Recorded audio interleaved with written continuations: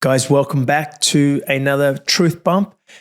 Today we are going to continue our conversation we've been having about the journey. It seems to be a three-part series.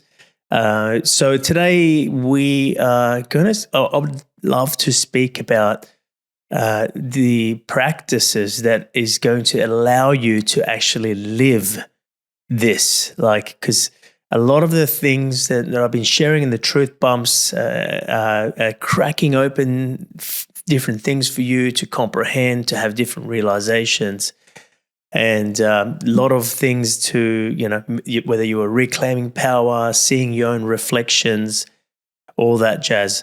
Today, I want to just, I guess the things that I've been sharing around the journey is more would allow you to live it in your everyday life. And that's what drove me on this journey. It was all about living it. And that's what allows me to, continue. Like with everything that I'm sharing with you guys up to today is driven by the love for you to actually be able to live it. Because if you just know this stuff, it's amazing. Don't get me wrong. It can be very blissful and you can find your own joy, but there's just a limitation and a blockage when it comes to actually living it in your everyday life. And that's what I'm a big believer of. It's about living this every day. When I speak about intuition, I say that intuition's always present. We're just not always present with it. And we're not present with it because our attention is on probably the result, the future, the outcome, what other people are saying, the internal noise in our head. There's so many different distractions that will take you away from the present moment. So, but to be able to live this, you want to be in tune with your intuition. You want to be in tune with the feeling, in your everyday life. And in the WTF, I refer to that feeling, that space that you connected to in the WTF is only one moment away. It's actually one breath away.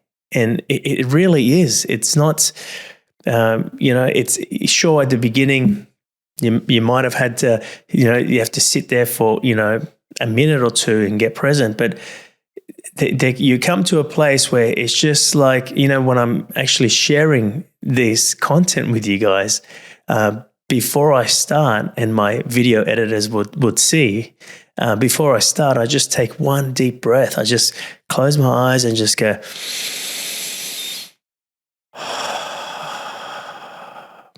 and then I just go. There's no thinking about it. I just go from there, and it really is one breath away. It really is one moment away. You are one moment, one breath away from who you truly are, from being happy, from being free, from being in the moment, for connecting with your intuition, So it really is one breath away. So look, this series at the moment has kind of become like a mini series, hasn't it?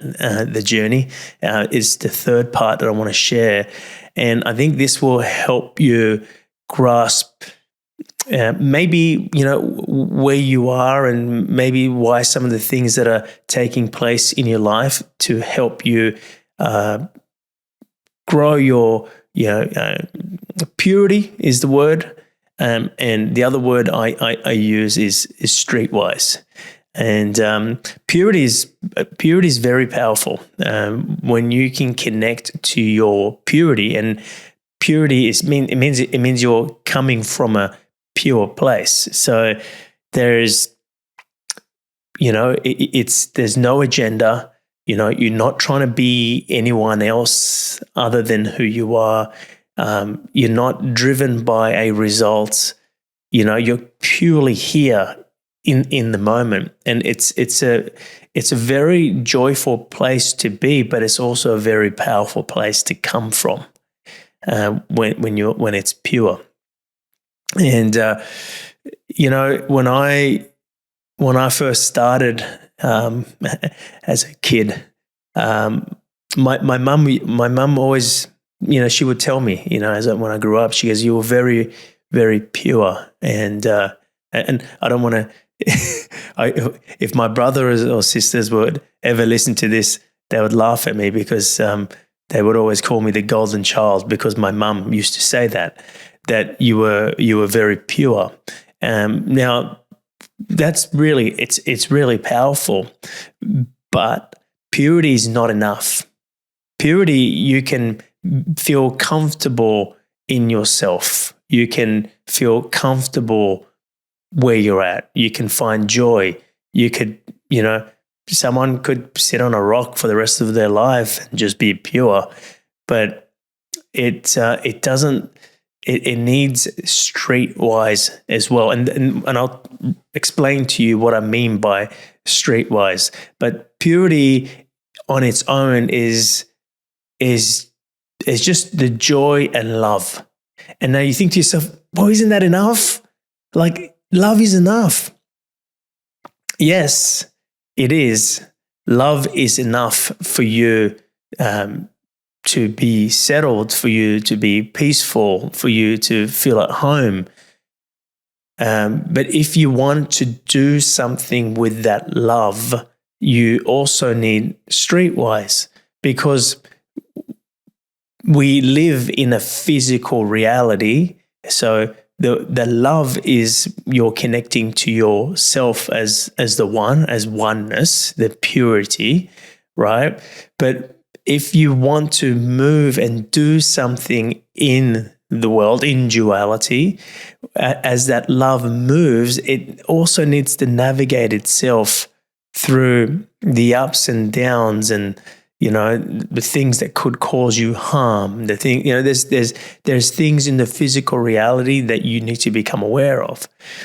Let me give you an example. A child is very pure.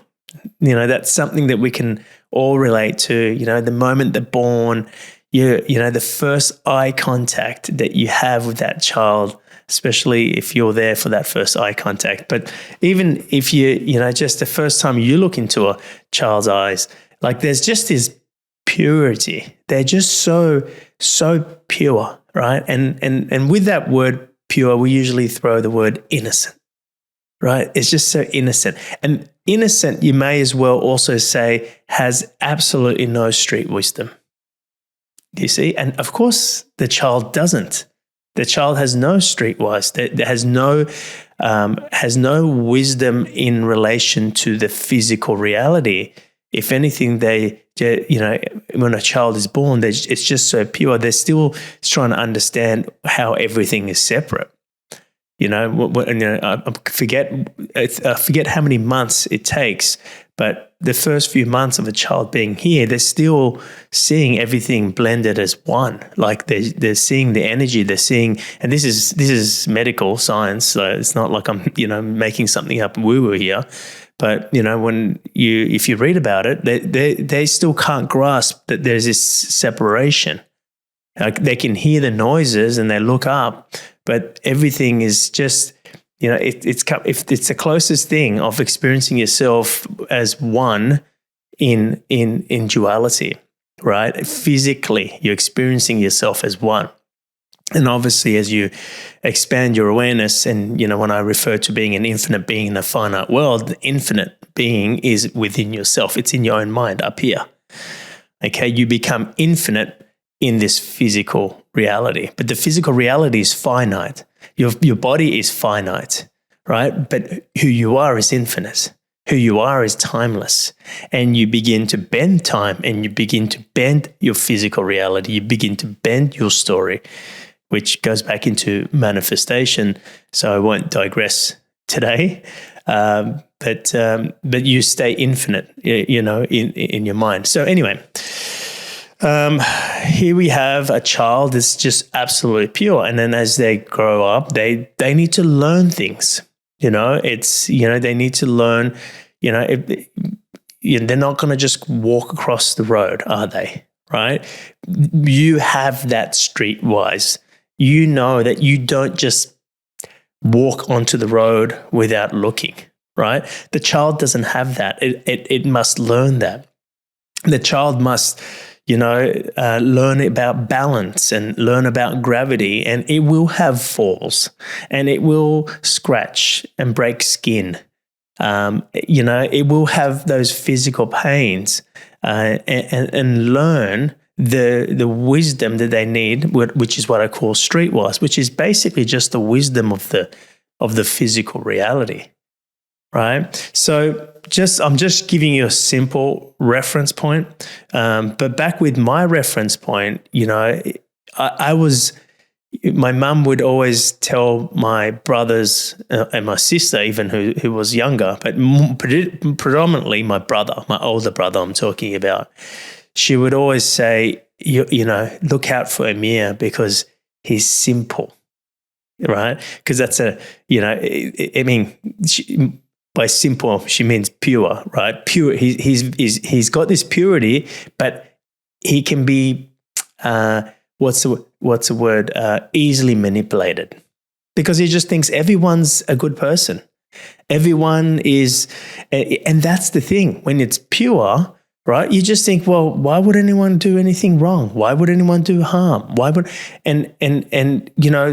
I'm not here to answer why they do that. They go back to the WTF. You can answer that for yourself, right? Everyone is playing different roles, but within those roles, within gravity, right? Within the physical reality, within physics, you need to learn to navigate around that. So my mum's concern was always that I could be easily manipulated, and I could, because I just, whatever someone says, I would believe, and I was just pure, right?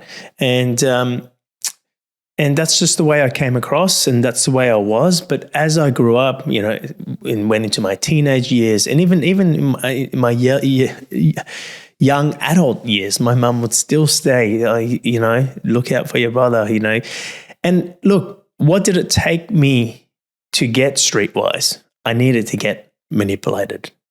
I needed to get hurt. Whether these pain or this hurt that I experienced was through a relationship or different relationships, I needed to be rejected, right? I needed to, someone to take me for a ride and then realize, they had no good intentions for that, right? So whether it was, a relationship or, a business or a best friend or, friendships or even family members, like people would play a role for me in order for me to become streetwise. Now, when you've got both, and look, I'm just sharing my journey and how it unfolded for me. You might have grown up being more streetwise, no one could take advantage of you. And, compared to the other kids, you were a little bit more aware, and, but then you had to tap into your purity. So I'm just saying, for me, I enhanced my purity. My purity was my element. It was what came to me naturally, but I had to go and learn the streetwise and learn my lessons, right? For someone else, they might have that streetwise. They just naturally, like my older brother naturally was very streetwise, right? It doesn't mean he didn't make mistakes, but he was traveling around the world. I can't remember. I would say 16, I might even bend that and say 15. I don't know. He was young by himself.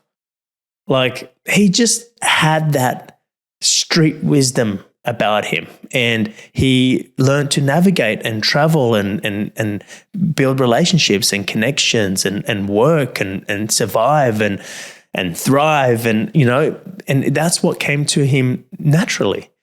And for me, it wasn't. It was the opposite. Well, I was pure, but I needed longer, to find my feet in the street, right? And there was different things, like I said, that took place in my life and that gave me the lessons to have that street wisdom. Now, my point is, you need both. Okay, unless you just want to find your purity and just sit on a rock and do nothing and not participate in the physical reality, which is very difficult. But sure, then all you need is your purity, right? But if you want to do something with your purity, if you want to bring that out into your reality, express it, which I feel like the feeling that we find within ourselves, which I will call purity, which I will call pure here, is there in order to be expressed. It's there to be given. It's there to be shared. And we share it through our words, through our expressions, through our creations and manifestations, right? It's there. So, but to bring that out into the world, you need streetwise, right? And vice versa. If you have the streetwise without the purity, you're always going to feel like you're not enough, or whatever you're doing is not enough. There's always like there's a piece of you that's just incomplete and it just feels like it's missing. Right, and you're looking for that purity from the external reality, from other people, but you haven't found it within yourself. So, in order to really truly live this, you need to be able to have both. So that's how I learned this idea of purity and what I just call streetwise, I just wanted to share that with you today because, I'm hoping that you will relate to one or the other. You might go, that's me. I'm always putting everyone else first and I do it for everyone else. I expect no one else to lie to me. And, and there's this purity for you, right? But then you might be the other person who's streetwise and, no one can push you around and no one can manipulate you. You're a tough nut, tough skin kind of person, but when you're by yourself, you're missing that purity, and you're yearning for. I just want to be held, and that's what you yearn when you lack the purity, because it's when you feel that purity, you feel held. Right? And you feel held by your own soul, right? So I just want to kind of put that out there for you guys today in today's conversation and just point out that both is important. Now, you probably ask, well, how do we grow our purity, or how do we, well, you need to trust the process. And many times I've said that life is happening for you. And it's happening for you. It's happening for you through lessons or through the roles that people are playing in front of you, through the way your circumstances are bending. Right? These are creating maybe pressure, maybe insights, maybe moments of love and joy, maybe difficulties and discomforts. Right, but all these are lessons pointing to the insight or the lesson that you need to get. Right, whether that lesson is going to help you drop in deeper into purity, or that lesson is helping you to become more streetwise. But I just want to let you know that without the streetwise, I would never be able to get up and share what I'm sharing. Because I would never speak my voice. It would be too frightening. It would be, I don't if I didn't have the streetwise, I'd be too concerned about, how this has been received. Not if they liked me or not. I mean, that's just general for everyone. But whether I caused someone to feel, whether I offended someone or not, it's just like, I would be too fixated on trying to filter what I'm saying in order to not offend anyone, which is impossible, right? In order to not upset anyone, in order to not create any kind of process for you. I don't want to create a process for you, right? So I would never be able to speak up and ask what I want. I wouldn't be able to speak up for myself. And can I tell you how I know that? Because that was me. That was me in primary school. That was me early in high school. I couldn't speak up, right? I would avoid conflict. Like everything was about avoiding conflict. In my teenage years, that started to change. I started to become streetwise. I started to get some lessons. Okay. And probably by the time I was 18, 19, I just thought I could do everything. And I thought I had all the streetwise.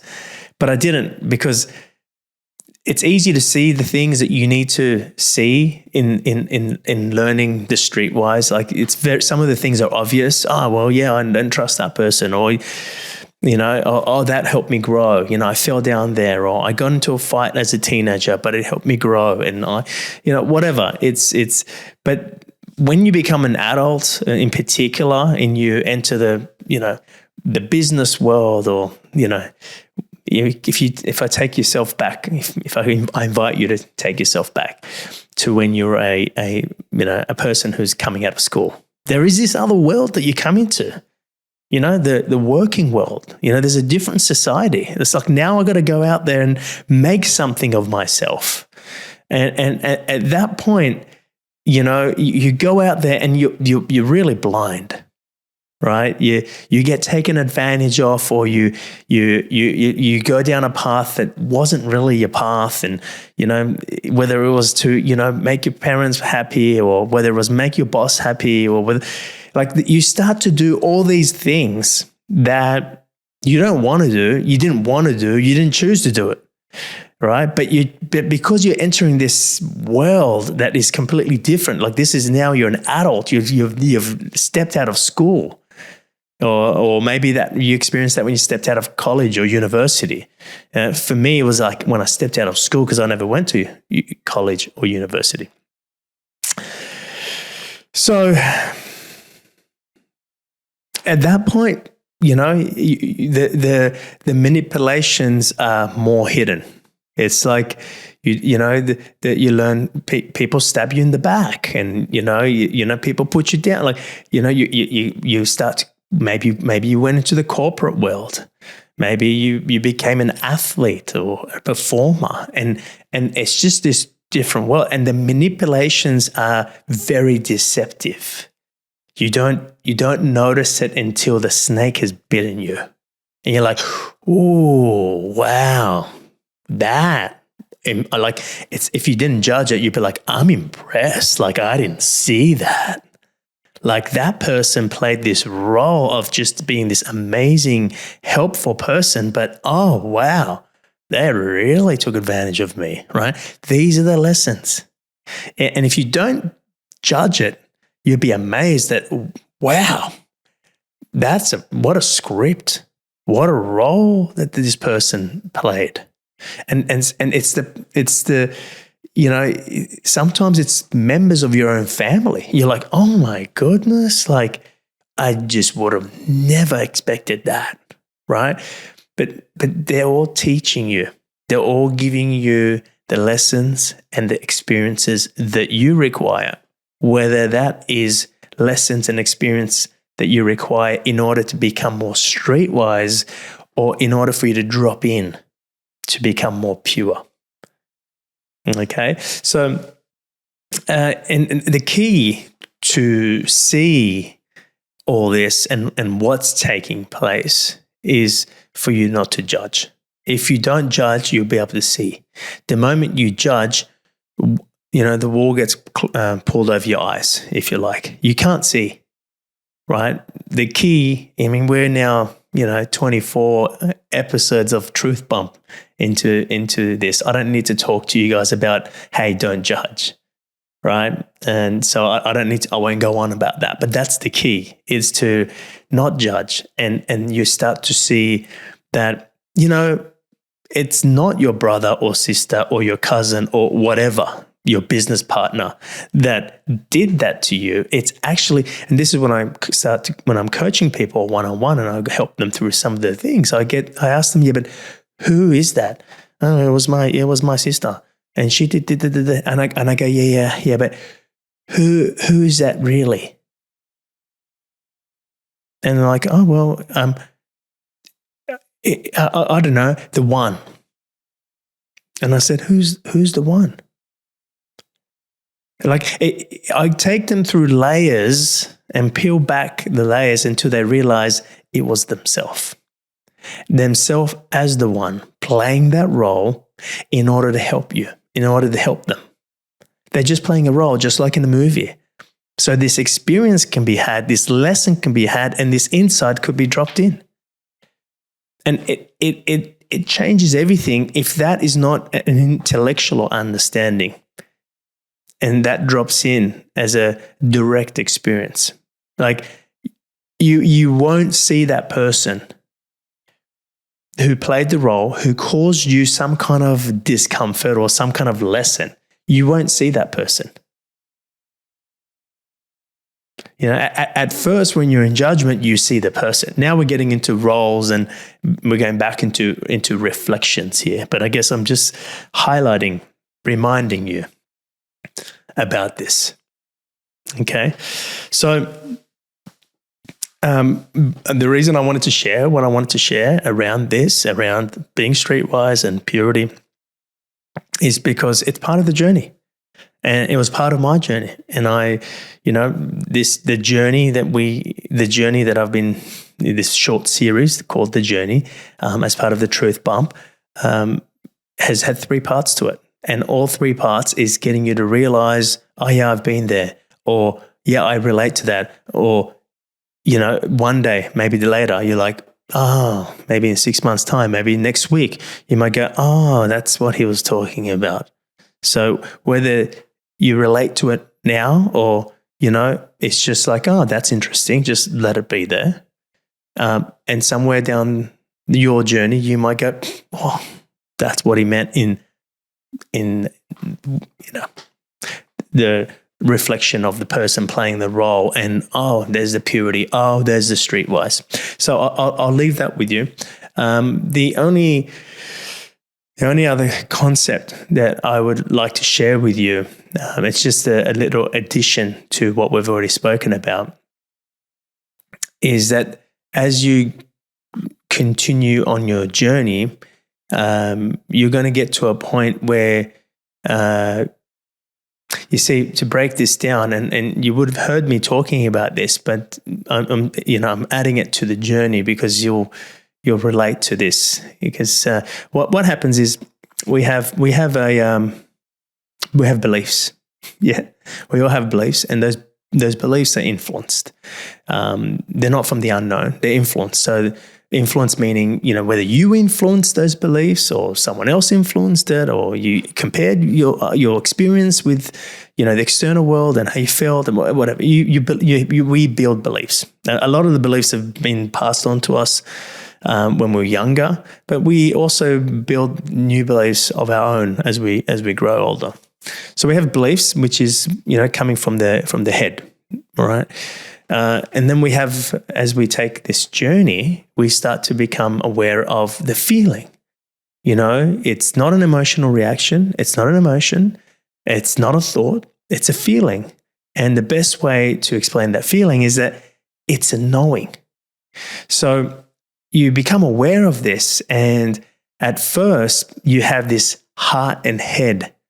And it becomes like at first, it becomes like a battle. Oh, do I follow my head? Do I follow my heart? And it becomes 2 separate things. But as you take yourself on the journey, as you fall deeper and have more and more direct experiences, the head and heart start to dance. They start to collaborate. There's a dance that happens between the head and heart. At first, it's almost like it opposes. It's like it's 2 separate things. That my head says to go that way, and my heart says to go the other way, and it really is. It becomes a battle. right? But this battle aligns itself, and the heart and head begin to dance as you drop deeper. So it's not like you work out the conflict between your head and heart. You have to work out the conflict between yourself. And the conflict between yourself is, am I this body, or is there something more to me? Like, who am I? And as you begin to have a deeper experience of who you are, and you don't have a conflict, right? The head and heart will drop their battle and they begin to dance. It becomes like a dance. You use the head and the heart follows, or the heart collaborates. You use your heart and the head follows. So it becomes a dance through choices, through decisions that you're making in your everyday life, not just, who am I? So obviously we use our heart and that knowing to realize who we are. We use our head to navigate in the physical world and make sure we are surviving and we are thriving, right? But there's a point where those two come together. And, I don't know if I've shared this with you on a truth bump yet or not, but I say that you need to be able to actually live this in your physical reality. It's like being an infinite being in a finite world. You must believe. So belief, remember, comes from the head. You must believe in what you know. Knowing comes from the heart, right? You must believe in what you know. Because when you first start, it's a knowing, but you actually don't believe in it. The belief requires proof. Like, I need proof. I need to see that this happens. I need to, the belief part of you, or the head, like it's almost like, if anything, it's like at first it's faith. Like, do I have faith in my heart? Do I have faith in that feeling? Do I have faith in that knowing? But what I'm talking about here is it's surpassed faith. All right. When you believe in what you know, it's like, that's when the heart and head are not only collaborating, they're dancing. Okay. Your head will follow your heart, right? And there's this collaboration that takes place, and you're switching between head and heart as you're living this, right? But there's a dance going on. There's not a conflict. There's not a battle between the head and heart. So, however, you'll probably relate to this when you first started your journey, or maybe even now. There is a conflict. Every time you want to do something that's from the heart, your head's it's actually conflicting it. It's conflicting it with it, I should say, right? Or every time your head is dominating, your heart is opposing it, right? So that becomes the challenge. So, and again, you're like, well, how can I make them collaborate? How can I, make this dance that you're talking about? It's just something that happens in the journey. It's not a how-to. Like, as you trust the process, trust your journey, as you stay present, allow yourself to process what you need to process, reclaim your power, as we talked about earlier on in the truth bumps. And by the way, it's a good idea to revisit, in particular, that the first 4 or 5 truth bumps. There's a lot of the methods or tools or, practices that I share in supporting you on this journey. So you're now 24 truth bumps into this. I would recommend going back and actually listening to truth bump number 1 about the feeling, truth bump number 2 about reclaiming power, and so on. So the first 4 or 5, number, I think 3 or 4 is about pondering. These are all things that I use, they're practices, they're tools that I've used on this path. So sometimes you need to go back and revisit that to sharpen your tools again, because they might have got blunt. Okay, so at this point, at 24 episodes of Truth Bump, I would recommend going back and, whether you just take a break for a sec and revisit that first 4 or 5 Truth Bumps. I think it's the first 4 that it is. So you got the feeling, you got reclaiming power, you got pondering, and I don't remember. I think reflection is the one after that. So one of them is acceptance, maybe. But anyway, it doesn't matter. It's just at some point, whether you continue with the Truth Bumps or you just take a pause for a second, go and re-listen to that, right? Just to sharpen your tools. Okay, because intentionally I shared the tools in the first 4 or 5 Truth Bumps. Okay, so anyway, that's just a side note because, again, we're talking about the journey. And as we continue the journey past 24 Truth Bumps, and then the next one's 25, I'm going to start dropping in deeper. We might come back to reflections and have a deeper insight on reflections. We might come back to it might be something completely new. We might even come back to reclaiming power and having a deeper insight into that, because where you are on your journey is different now. I was talking about the ocean. As you drop deeper into the ocean, like as you drop deeper, it becomes more still, it becomes more quiet, it becomes more silent, right? So you hear things differently now. You have more capacity, you have more space, you receive things differently now. So whether I revisit with you over the next Truth Bumps, which I'm not sure if I am, because as I say, I every time I do a Truth Bump, I think to myself, okay, where are you at after listening to 24 or 23 Truth Bumps? And then I go, okay, this is where they're at. I kind of feel in where the person would be at, and then I share what I feel is the next Truth Bump. So I don't know what the next, I actually don't know, hand on my heart this side, I don't know what the next Truth Bump is. Okay, it's when I tune in and go, okay, where is that person? You just listened to part 3 of the journey. You just had this insight about purity and about streetwise. What's the next Truth Bump for that person? And that's how I deliver this program. So I never know. But what I do know is that at this point, it's a good idea for you to revisit the first, 4, at least 4 Truth Bumps. Just revisit it. Bit of a homework, but if that's going to, create more, like if it's going to be overwhelming, well, just take a pause. When I say take a pause, just stop listening to the next Truth Bumps as they come out. Listen to those first 4 Truth Bumps again, and then pick it up. But if it's not overwhelming, well, you're listening to 2 Truth Bumps for the next 3 or 4 weeks. Okay, because you got your new Truth Bump, and then you go back to listen to Truth Bump number 1. Anyway, just a little side note. It just kind of just dropped in, so I'm just letting you know. And so look, when we're talking about back to what we were talking about before we wrap up, there's a point where you start to believe in what you know. It's not conflicting. Right? So when you feel something and it's a knowing, you also believe in it.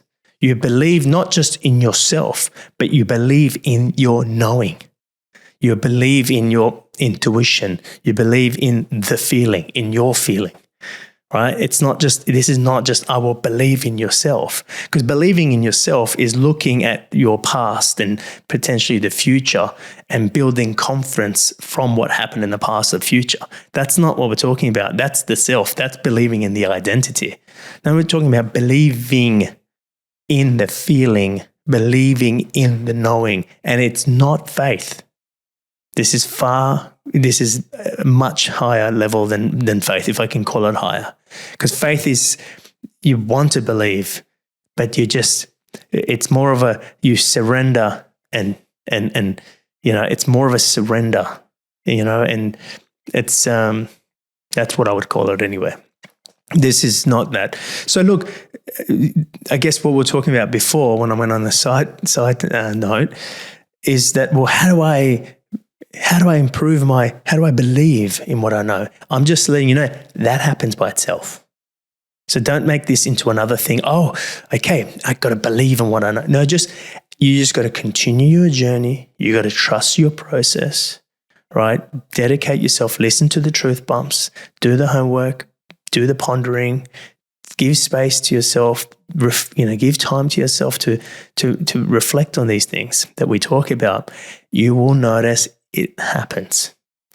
I'm just sharing it with you today because when it does happen, and maybe it's happened for you already, I'm not sure, but when it does happen, you'll go, I know this. I heard Amir talk about this. And it just allows that to drop in to a deeper place because it's almost like, oh, I've been there. It becomes like a deja vu. Like, this is what I felt when I heard Amir talk about believing in what you know. Oh, this is what I felt when I heard Amir talking about, purity or streetwise. So there's no particular task from this truth bump. I'm just letting you know potential, things that you can look out for, or things that that will kind of bump into on your journey. And you go, and maybe some of the things I've been sharing in this little mini series called The Journey, as part of the truth bumps, maybe some of the things you're already going, I felt that. Oh yeah, that's already happened. I get that. So there's not any action necessarily to take here. It's just to become aware that these are some of the bends in the journey, some of the things that you bump into, some of the realizations you may have in the journey. It doesn't have to be exactly in the order I gave you this. It's just these are things that I experience in my personal journey, and I've shared this with many other clients, and they have related to it, and it has supported them on their journey to know this. So that's why I'm sharing this. So that brings us to a completion to this truth bump, and a completion to this little mini. I didn't know we were going to be doing a mini truth bump called The Journey. You see, it's only right now I'm realizing, this has become a little mini truth bump, little series. So it's become 3 parts of the journey, and this brings us to the end of that. And I guess I will see you guys at the next truth bump, which would be next week, unless you're just going to leave that there, the next truth bump, because you're revisiting truth bump 1, 2, 3, and maybe 4. Okay. But either way, I'll see you guys on the next truth bump.